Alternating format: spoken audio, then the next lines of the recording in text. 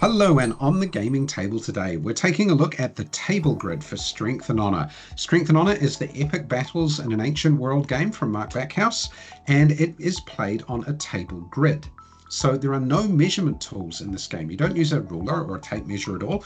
Everything's on a grid that's laid out on the table. So here's an example of a table laid out on a grid with little pieces of clump foliage marking the corners of the grid.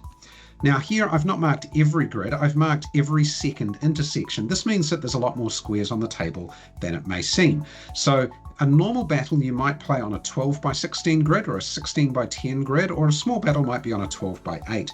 So if you look at this one where I've marked it out in every second intersection, the grid actually looks like this. And that's clear enough because the corners marked by the pieces of clump foliage will show you where the grid squares are. And you'll see that with the units in a moment. So this grid here is about 12 by 9. So this is only a small sized battle table here. And that's what it would look like.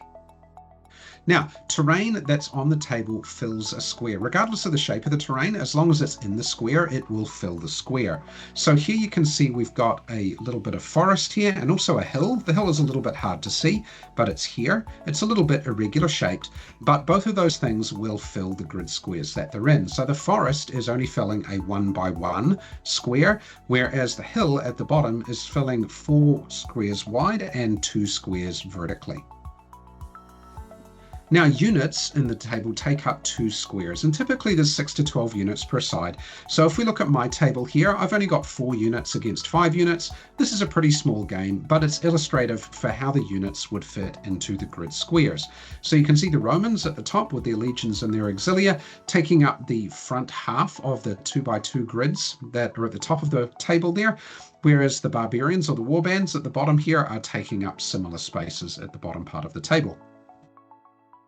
So that kind of explains what goes on for the table grid. In following videos, we'll take a look at how movement works on that grid.